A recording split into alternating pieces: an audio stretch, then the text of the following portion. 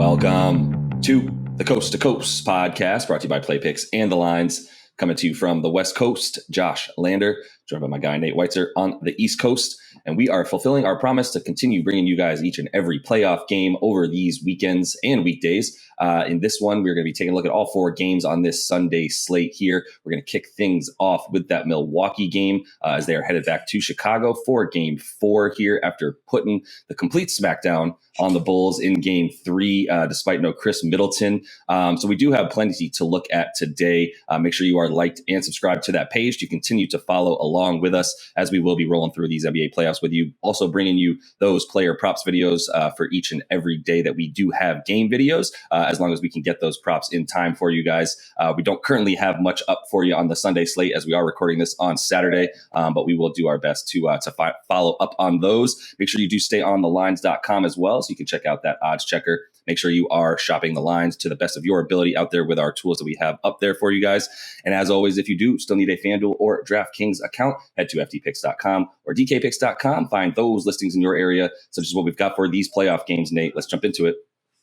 Yeah, it starts at 1 o'clock Sunday with the Bucks minus 4.5 at Chicago after they just came out, like you said, 30 points in the third quarter, just cruised to victory after losing Middleton there. Total's down. It's dropped every game of this series. It's down to 219 because the Bulls have the worst offensive rating in the playoffs down the stretch in the fourth quarter here.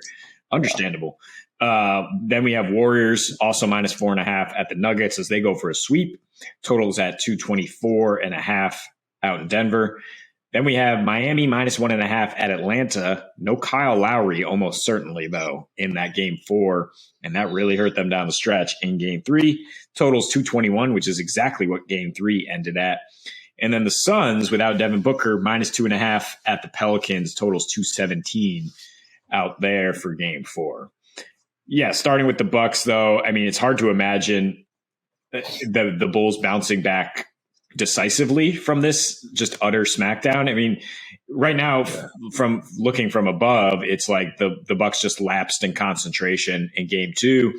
They let one slip. It's kind of like what people thought before the series, like, oh, they're going to be a little overconfident because they've just beaten this team.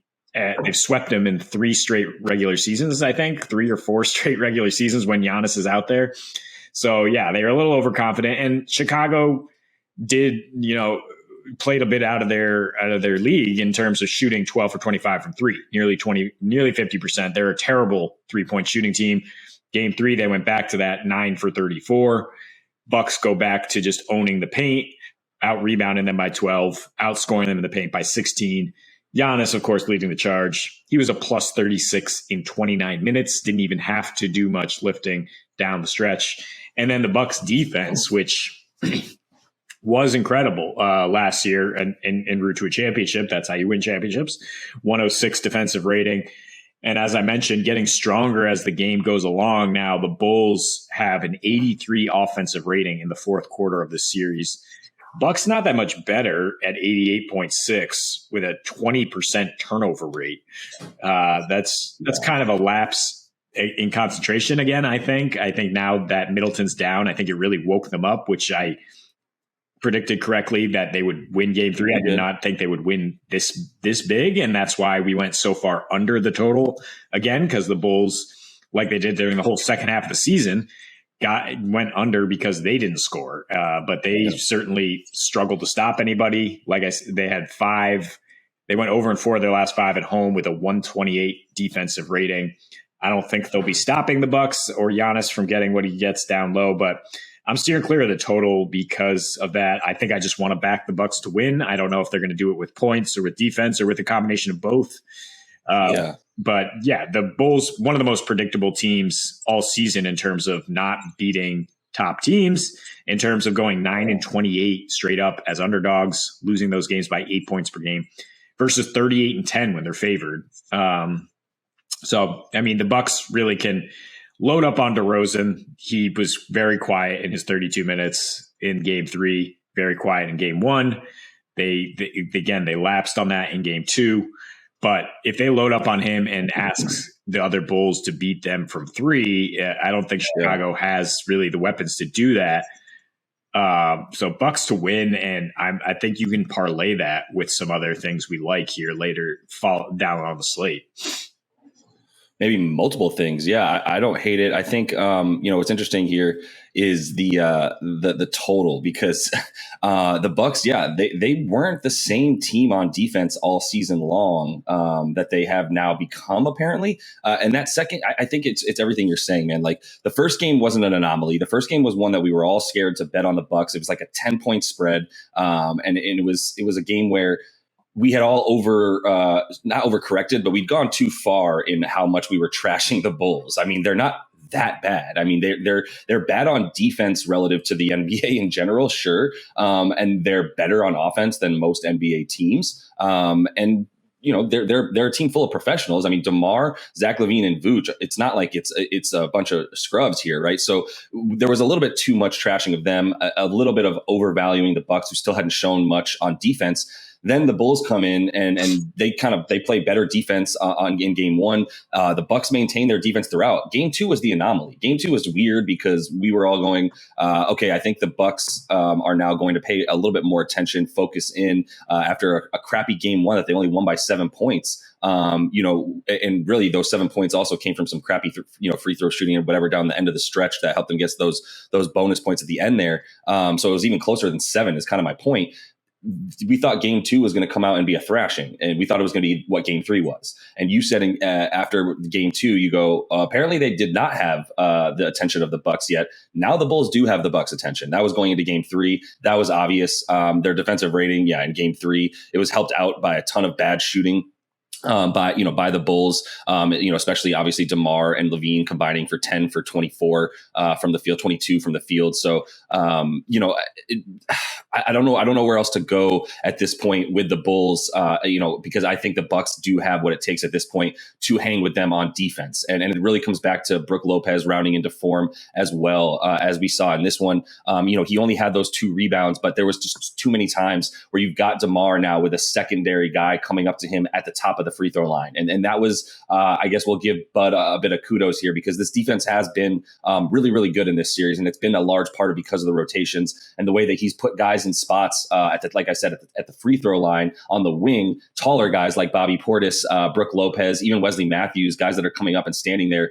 Giannis still roaming, playing his free safety Ed Reed style defense. But you've got plenty of other guys that are pressing up, if you will, just to continue the NFL analogy, as cornerbacks do, and playing up. And there's room behind them underneath the basket. But who are you worried about? There's no high flyers, right? There's nobody coming in at this point. Derek Jones is only getting 14 minutes, and other than that, Pat Williams has had to play 30 to 35 minutes because this team is big. There's just too much size on Milwaukee for them to get Caruso, Kobe White, and say the likes of a Zach LaVine or Derek Jones on the floor at the same time. There's just not enough size to guard Milwaukee at that point, and they are kind of having to sell out for that, and that's why Pat Williams is getting those minutes, and that's why Milwaukee's still down. I would say down to 111. In this last game, which was actually an offensive outpouring for them, considering they failed to break 100 in the other 2 games. So this is one where I'm scared to take an over, even though it's all the way down now to 219. But I do think this is one where the Bucks aren't going to go back to that game 2 tomfoolery that they messed around with. It's all business now, and 4.5 points doesn't really scare me. But if you want to figure out a way to get that money line, go ahead. I'm not going to hit props for Giannis once again, just because he only needed to play 29 minutes. And why would, if they're going to be close to 50, points, rebounds, and assists combined in some combination thereof, why the hell would I take that right now when I don't even trust this game to be within single digits? Right. That's why you're scared of the over. In general, I don't hate a tease to get to 215 and take the over, saying the Bulls might show some signs of life, but it's a pretty simple game plan for the Bucks, who have put this on blueprint for years now. Like, look, we're going to limit 3-point attempts from the guys who can shoot, and we're going to let everybody else shoot, and you put Giannis on one of them and let him roam. And Zach LaVine is basically the Bulls' only good 3-point shooter right now. He's 5 for 9 from deep in the last 2 games, but 5 for 8. But they've limited him to just 8 attempts. And if they continue to just say, like, stay attached to LaVine, let Caruso, let Williams, whatever, let them shoot. And they just have a blueprint to shut this team down. And then the Bulls on the other end, it's just how they give up points. especially at home. 8th most paint points, 7th worst from three. Also giving up 56% on 2-pointers. So really, it's just giving up everything. And they have no answers for Giannis, who's just averaging, crazy numbers against them. But you can't take his props, like you said. You just can't expect this game to be close necessarily. I mean, it's a pleasant surprise if you are going to take the over, but I mean, why not just take the Bucks? Why not just tease it down to a pick'em when it's at 4, and maybe tease the Warriors down to a pick'em too, or tease another game you like, or just take the Bucks to cover 4 points because they own this team. Yeah, they do. And there's not much reason to think that, you're going to get a game much closer than that, to be honest, than 4.5 points. Maybe you figure out a money line as well. I think there's a couple games on Sunday that you might feel good about. But I would be, not necessarily scared, but I would be aware that, there's a world where the Bulls come back on offense to kind of the way they did in game 2. But it's going to take 3-point shooting. It's going to take Kobe White, Caruso, and Zach LaVine and some combination thereof of all three of those guys hitting. But like you said, there aren't enough guns really on that side of the ball for Milwaukee or for Chicago, where Milwaukee can just pick and choose the 3-point shooters they shut down, as there are not many of them. So